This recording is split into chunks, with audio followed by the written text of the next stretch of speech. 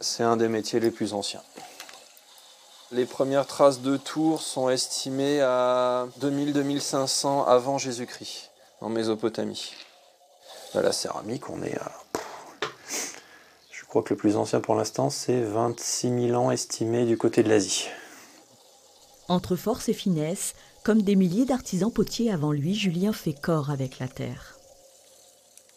Là, littéralement, je travaille avec les 4 éléments. J'ai besoin de l'eau pour façonner l'argile, j'ai besoin de l'air pour faire sécher, j'ai besoin du feu pour pouvoir enfin avoir ma forme finale.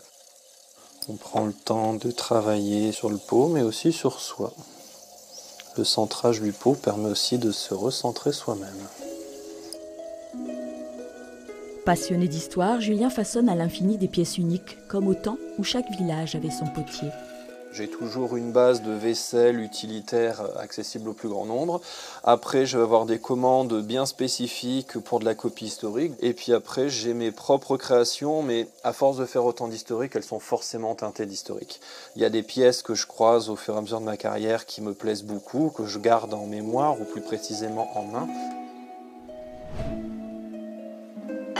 Dans sa boutique, de curieux petits vases, des pots à parfum grec, des biberons gallo-romains côtoient le pichet farceur et la vaisselle viking, comme des témoins sortis des musées qui lui servent à raconter l'histoire aux 4 coins de France. Il y a des pièces qui vont me servir à la pédagogie, que ce soit avec les écoles ou les collèges. On peut aussi avoir des personnes qui vont les utiliser en reconstitution historique.